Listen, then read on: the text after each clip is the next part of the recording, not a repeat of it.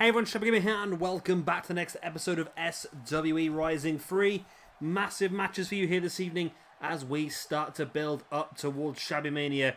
2 big matches that could depend getting on the card at Shabby Mania, and then of course a championship match tonight as well.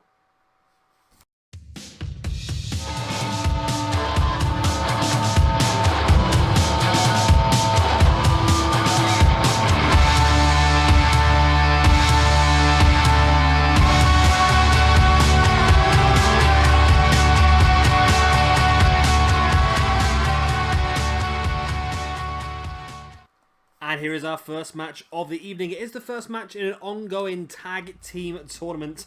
We're going to have 8... No, we're not. We're going to have... 8 teams in this tag team tournament. And they will battle till one team remains. And that one team will face off against TM61 at Shabby Mania for the tag team championships.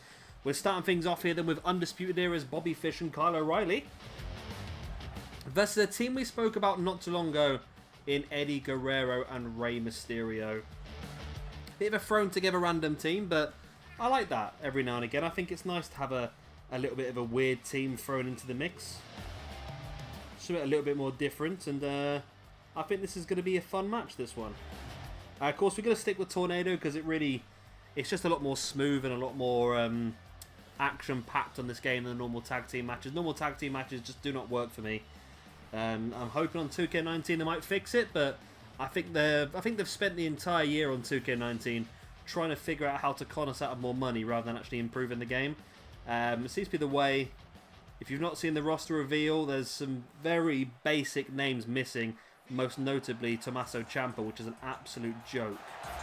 Absolute joke. So I don't know what they're doing, but if they're going to try and charge us DLC for all these extra people, then they've got another thing coming. And I just wish there was some competition to this game, because they really have got incredibly comfortable with their situation, and it's just really come to a point where they're not even putting out great content anymore. It really is quite basic, and to be honest, the game has gone downhill the last few years. It really has. I mean, the actual match quality has improved, which is great for us, but the actual features in game seems to have disappeared, and still no GM mode, which is one of the most favourite things that people had in previous years, and the universe mode doesn't seem to have really improved much at all, really. The match AI is still a little bit iffy here and there, loads of glitches still, so I'm hoping we do get some improvements as we move forward. Now in this tag team tournament we've got some other teams. We've got Gallows and Anderson, Gorillas of Destiny, the Young Bucks, LIJ, Jay White and Travis Banks will be back together, and we will have a brand new tag team joining the roster for this tournament as well in the Briscoe Brothers. Be interesting to see how they get on in their match. And we've got a lot of things. We're starting to do a lot of these sort of build-up matches over the next few weeks. We're going to have... I don't really want to, but we are going to end up with more multi-man. Well, the thing is, just multi-man matches are the best matches on this game. Plus, I want to make sure we can showcase as much ability as possible at Shabby Mania. Therefore, we will have quite a few multi-man matches there. Now, we'll discuss a few of those things as we move forward, but of course we know already that we've got this tag team championship match. The next match is also a very important one as well, and I will discuss how the Rising Championship will be defended at Shabby Mania, because it is going to be a special one, and it's going to probably end up taking its own episode. And then, of course, in tonight's main event, we have got a championship match for you. It's the Junior Heavyweight Championship, as Ricochet defends that belt against Will Ospreay. So a lot of action coming up for you here this evening, and I'm really looking forward to it. It's going to be a cracking match. But I think every single episode now leading up to Shabby Mania, because of the qualifiers and so forth we have, every single match is going to be amazing.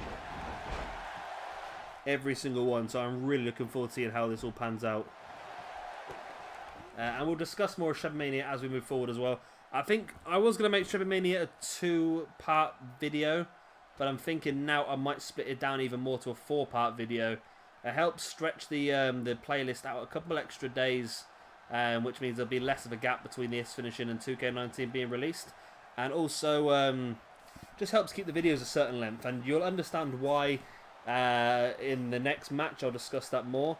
But also, we're going to start Shabby Mania off with a 30-man Royal Rumble, which will include all the people that didn't get a chance to showcase themselves at Shabby Mania, but also everyone who didn't really get a chance to showcase themselves that much well in the actual universe. Maybe throw in a couple of extra legends here and there as well. So that will be our very first part of Shabby Mania, match number 1, and that will be on its own separate video, I think. I think it makes sense to just let it have its moment in the sun. So this is an interesting match, this one as well, because this is the first time we've seen Eddie and Ray team together in this universe. But we have seen them face each other in what was a very, very good match. However, the reDragon have had a real downhill movement recently. I mean, Kyle O'Reilly's lost about 4 matches in a row now. He lost in... What was it? He lost the triple threat for the Rising Championship #1 contendership. He lost against Suzuki. He lost the Tag Team Championship match. And he also lost another one. Did he lose to... I forgot who else he lost to now. Daniel Bryan.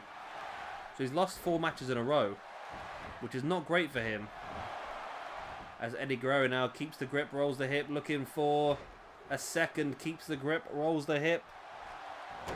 There it is, the trifecta of suplexes. As Ray spins and drops O'Reilly in that bomb. Or O'Reilly just fights back and rolls it through. And Ray rolls it back. Do you remember on 2K18 we used to get those chains for like stupid amounts? Like over and over, it looked like 18, 19 pins in a row. Crazy.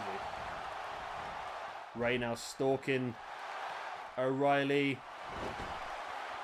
Hooks him up on the ropes. 619. Springs over the top into the slam. Eddie dropping Bobby Fish on the Corey special. Double pin. 1, 2. Oh. Kyle O'Reilly kicked out. And Bobby Fish kicked out as well.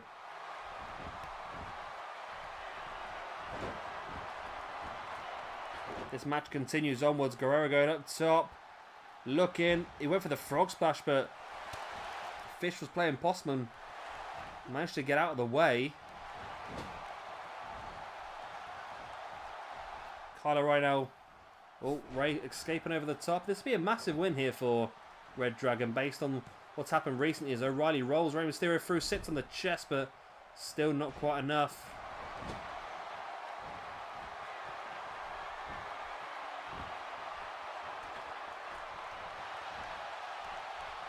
The match continues onwards and reDragon are now in control. Bobby Fish with Eddie Guerrero on the top. Super Falcon Arrow. As now Kyle O'Reilly dropping a dropkick in the back of the neck of Mysterio. There's a pin by Bobby Fish. He does get the win over Eddie Guerrero, and maybe Undisputed Era, reDragon, have turned things around a little bit. I mean, they were struggling, weren't they? But that was a big moment for them. That was, and look at this, continuing the assault and just beating Rey Mysterio and Eddie Guerrero up. That's not. Look at this. Aggression being shown here. Oh. Undisputed Era needed to get a victory to get themselves back on track. They really want to get to Shabby Mania and face off against TM61. And get. And here's our next match of the evening. I buggered this up a little bit, I think, didn't I? I don't know what I said earlier on. It was supposed to be Kenny Omega versus Kazuchika Okada. I think I advertised it as AJ Styles. I don't know why. My brain went a bit dead. So, here it is. Kenny Omega versus Okada. Now, this is a qualifier for the Rising Championship match at Shabby Mania. Now, the Championship match at Shabby Mania is going to be a fatal 4-way 30-minute Iron Man match. So basically, the person who gets the most pinfalls or submissions in that 30 minutes against the other 3 opponents will be crowned as the Rising Champion. Over the next 3 episodes, we're going to have qualifier matches to be part of that match. This is the first one. So the winner of this match will guarantee themselves a place in that main event at SWE, either Omega or Okada. The other matches coming up for you are going to be in the next episode. We've got Daniel Bryan versus CM Punk. And then the final qualifier is going to be Hiroshi Tanahashi versus Shinsuke Nakamura. That is going to be pretty good, I think. Really looking forward to seeing how that plays out, I think. And then, of course, the winners of those 3 matches will go on to join AJ Styles in the main event at Rising's Shabby Mania.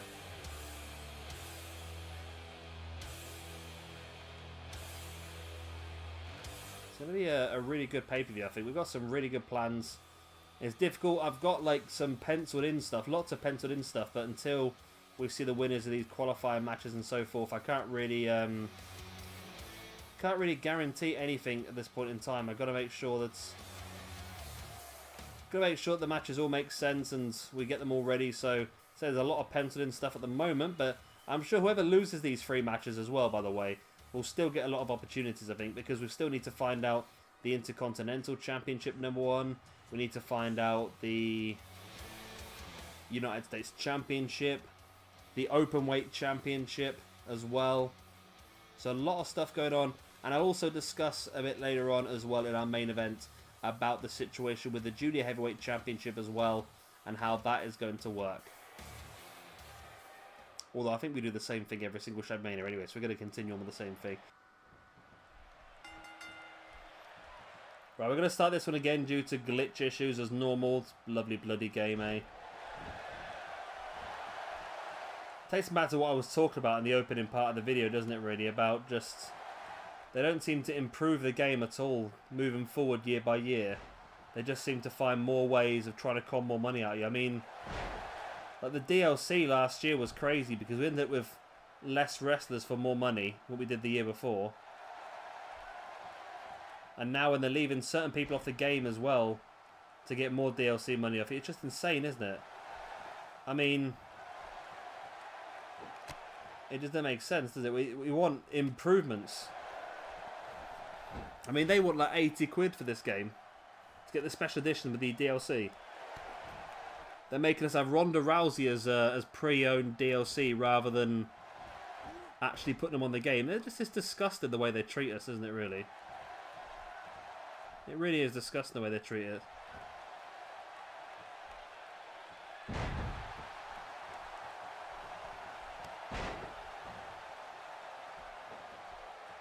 Either way. Enough of me moaning. I've been moaning constant in this episode. Okada bringing Omega back up to his feet. Gets on the back into the German suplex.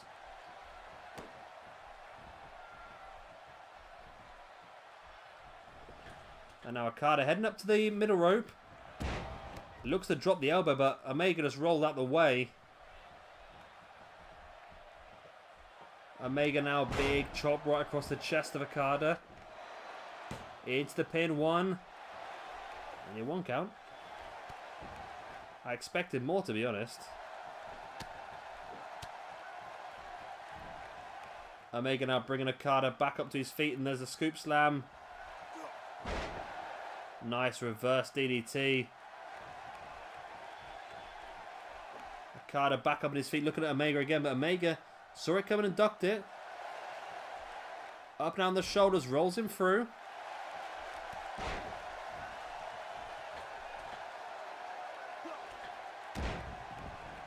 Nice takedown by Omega. There's the pin. It's not going to be enough though, is it? Surely 1. No, only 1 count. Still.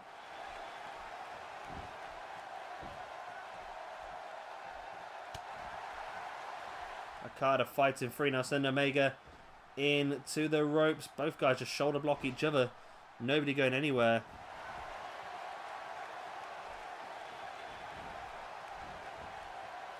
Okada now with the headlock. But Omega breaks free. Just a lot of back and forth. These two guys know each other so well over the last few years. Omega dropping Okada face first onto that top turnbuckle. And just forced his foot right into the neck of Okada. There's the pin by Omega. 1, 2. This time he got a 2, but still not enough.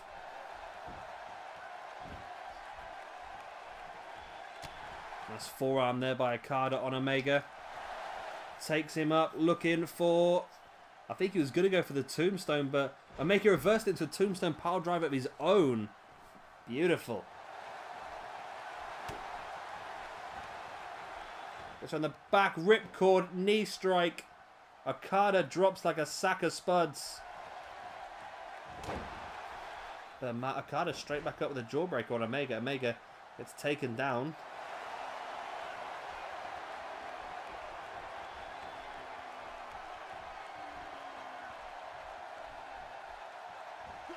Okada now dropping Omega face first in that top turnbuckle.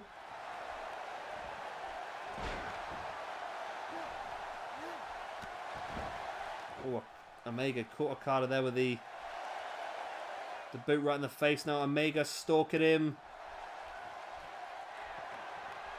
Takes him up on the shoulders. Hooks him. One winged angel. Hooks the leg for the pin. 1, 2. Oh, it's only a 2. So I don't think I mentioned it. I did, but obviously we've changed the video now. We've cut that bit out. So this is the first of 4 matches to qualify for the Rising Championship match at Shabby Mania. The winners of the 4 matches will be in a fatal 4-way Iron Man match for 30 minutes. The winner will be the person with the most pinfalls or submissions within that time frame against his 3 opponents. The matches are, of course, this one between Omega and Okada. Next week, or next episode, should I say, that's going to be Saturday. We've got Daniel Bryan versus CM Punk. And then the final qualifier is Tanahashi versus Nakamura. Those are the 3 matches. And, of course, once those matches are done, it's not going to be the end for the people that lose. We still need to identify number 1 contenderships for the United States Championship and for the Intercontinental Championship as well. So there's a lot of options for these people. These are just the lucky ones that get the opportunity to go for the Rising Championship, as Okada rocking up with multiple clotheslines.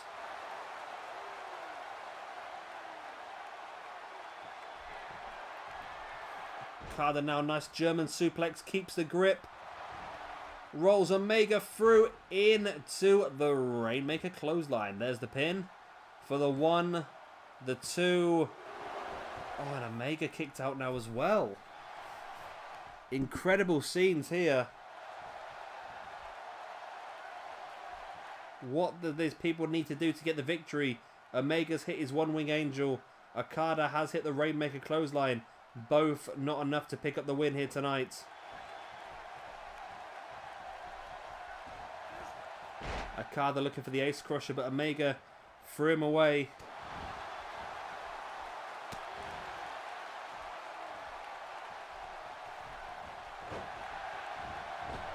Okada now, nice drop kick.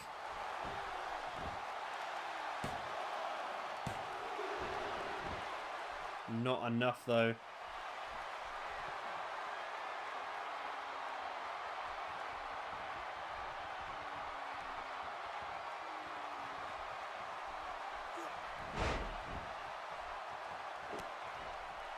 Nice boot in the spine there by Okada. He's in control now.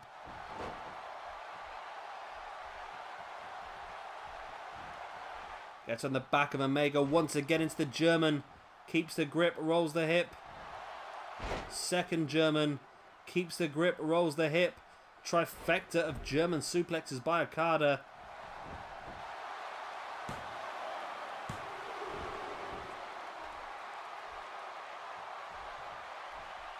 Can Okada finish Omega off? Omega playing possum now. German. Knee strike right in the face. Steadying her for a 2 count though.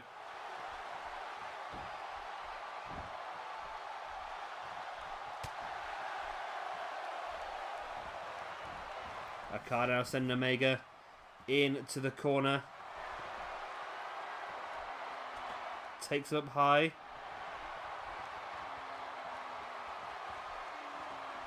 Drapes him. Oh my god, drapes DDT from the top rope.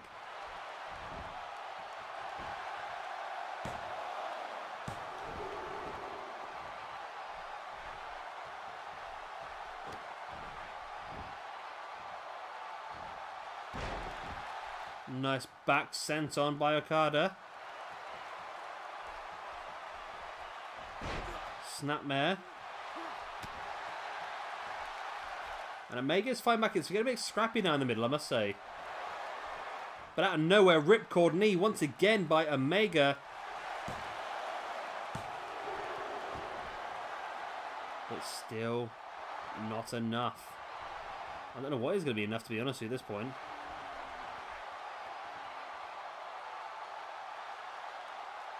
And Omega's no either. He's just taking a break in the corner. Well, here he is now stalking Okada. He hits one more big maneuver. This could be enough. Oh, but Okada fighting back with the elbow. Into the neck breaker.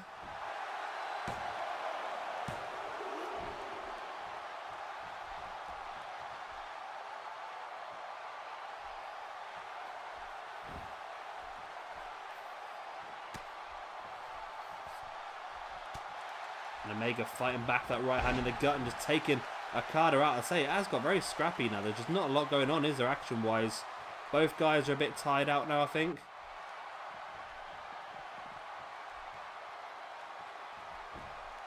Omega with the weirdest decision for the pin after all the stuff that he's done. He ran outside the ring, had a quick run around, and then came in for the pin. I don't know why he did that, to be honest with you, but maybe just trying to compose himself, trying to figure out the best course of action, but he might not get much more of a chance as the German suplex by Okada into the Rainmaker clothesline takes him down. That could and probably should be all for the 1, the 2, and the 3 count. Kazuchika Okada is going into the main event of Shabby Mania alongside AJ Styles, and 2 more to fight it out in a 4-way Iron Man match for the Rising Championship. Nice, there we go. What a match that was. So a bit of a an up and down moment in the middle. But now we know 2 members of our Shabby Mania main event.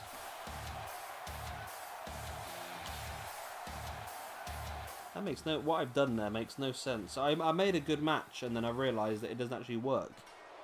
It makes no sense whatsoever. So I'll have to change that match. I put down, right, for the match, the episode before Shabby Mania, I put down for the Intercontinental Champion, the United States Champion, and the Rising Champion to face off against the #1 contenders for each belt in a 6-man tag. And I just realised they're all multi-man matches. It's not going to work, is it? And here it is in our main event of the evening. Will Ospreay takes on Ricochet for the Junior Heavyweight Championship. It's going to be good, this is, I think. I'm looking forward to it. It's a match we've done a few times before. But it always is impressive, isn't it? Every time we see this match, it is always high octane, high speed. And in this case, high reward as well. And there he is then. A Quicksilver on the back of his shirt, is it? A Quicksilver? What is he called now? When he called, like, is he the sword of? Was he one half of the sword of Essex or Wessex or something like that? I don't remember. I know he was part of Flips and Forearms when I was watching. When I went to a few of the live UK shows, Flips and Forearms was the tag team name of Will Ospreay and Pete Dunne together, which, as you can imagine, was an amazing tag team. Putting those 2 names out there, Flips and Forearms, that's a great tag team. Maybe we should bring that back at some point in one of our universe modes. Be nice to see that. Maybe Flips and Forearms versus Mustache Mountain at some point next year in Octane, maybe.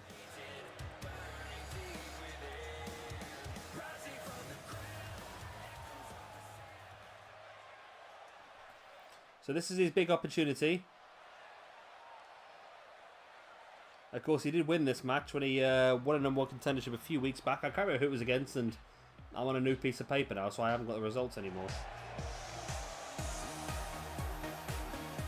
But there he is, Ricochet, the current NXT North American champion.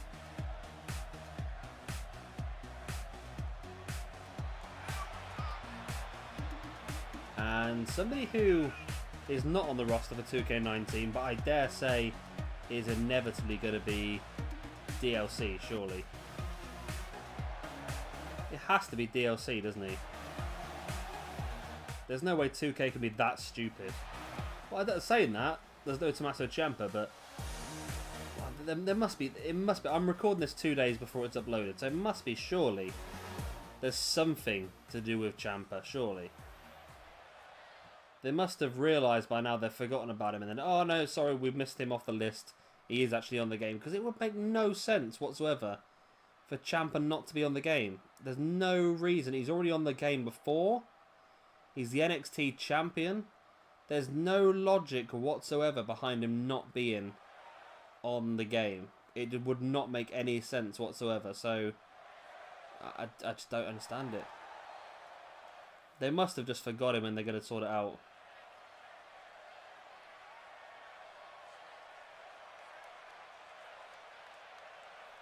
Surely.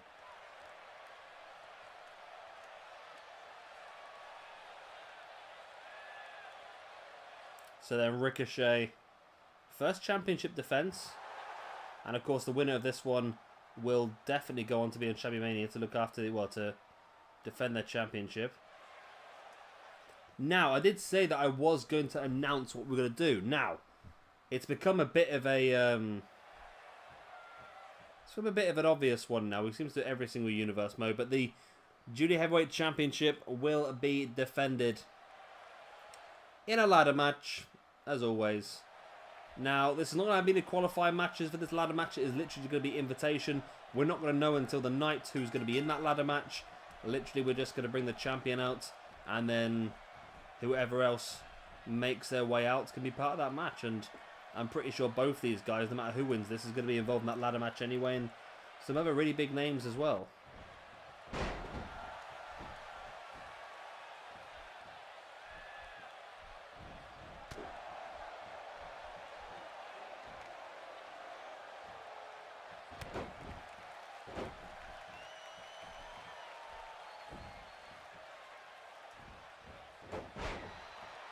It's a good fun start. Speedy, as we expected. Always the best way. Nice small backdrop there by Ospreay.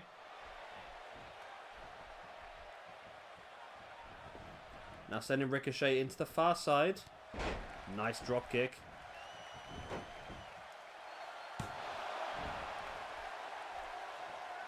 And Ospreay really going for this. Ricochet fighting back. There's a forearm right into the face of Ospreay, looking for that ace crusher, but Ospreay managed to push him away. Nice forearm right in the face, and Ricochet dropped. Dropped like a sack of spuds. Ospreay now up on that middle rope. We know how good he can be from the air, and he went for that missile-style drop kick. Ricochet pushed him away though, and now Ricochet looks to take control of the match and does send Ospreay to the outside and drop kicks him off the apron.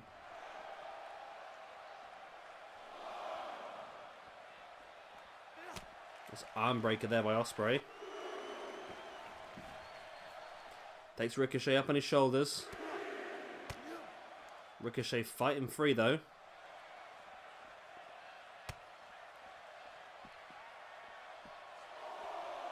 And Ricochet now sending Ospreay into the barricade and just beats him down.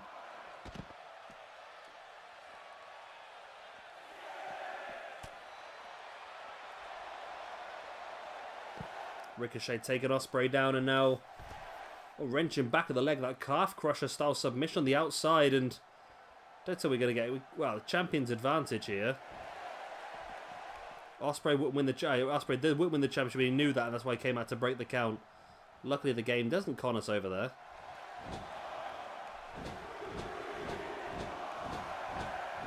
Ricochet now just blasts in the face of Ospreay into that top turnbuckle pad.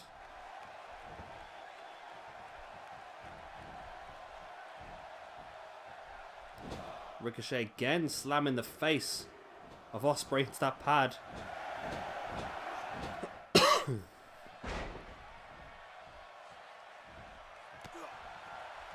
And Ospreay fighting back. This is the pace of both of these two, just so quick.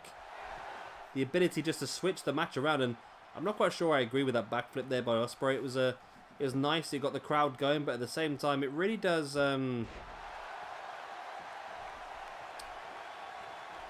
really does sort of utilize energy that you probably don't have to give away.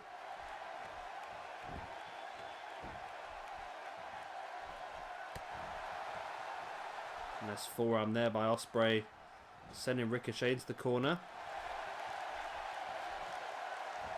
Ricochet over Ospreay up on his shoulders, drops him into that boot in the face. And now Ricochet with the backflip. Anything you can do, I can do better. Both guys back in the ring now, and Ospreay sending Ricochet off the ropes once again. And catches him in the arm drag takedown.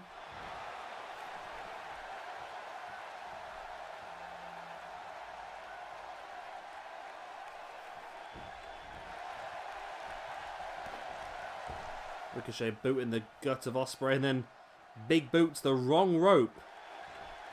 As you do. And that allows Ospreay the chance to turn the match around. Oh, if that's the reason why Ricochet goes on to lose the championship, that'd be amazing. But no, Ricochet does take control back. Oh, went into the corner. Ospreay avoided it. Ricochet managed to skip over the ropes.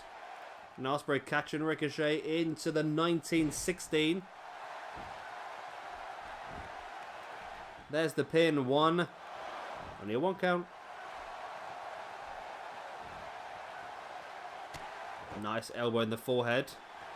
For dropping a boot in the arm as well. Ospreay dropping the knee in the spine.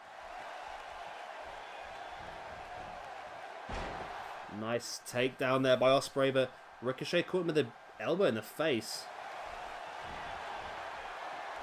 And now 1960. These two guys seem to have the same moveset, don't they, more or less? Slightly different variation there, the 1916. Dropped him between his own legs. Don't think it makes too much of a difference, to be honest with you, which way it works.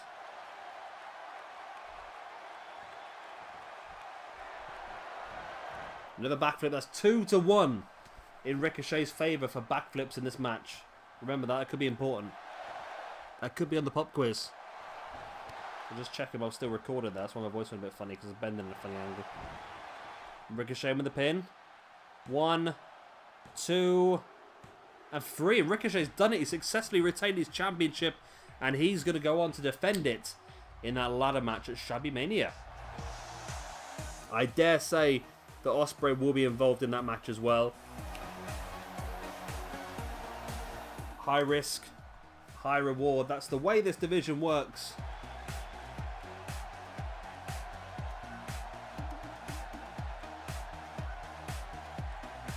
It was a hard-fought match by both guys, and Ospreay had some fantastic opportunities, but Ricochet just had that little bit more. And I'm surprised, to be honest, that Ospreay stayed down so early. I thought Ricochet would have had to maybe hit a couple more high-impact maneuvers.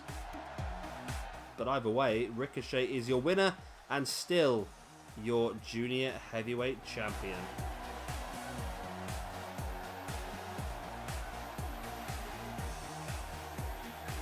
So there we go. So recap for tonight's episode. reDragon move on in the tag team tournament to crown a #1 contender for Shabby Mania, defeating Rey Mysterio and Eddie Guerrero. Okada defeated Omega to join AJ Styles in the main event of Shabby Mania in the fatal 4-way Iron Man match for the Rising Championship. And of course here Ricochet retaining his Junior Heavyweight Championship and will be defending it at Shabby Mania inside a ladder match against whoever the hell wants to turn up. I've been Shabby Gamer. Thank you very much for watching. Please do like and subscribe as always. And I will see you on Saturday for our next episode of SWE Rising. Toodle pips. the one to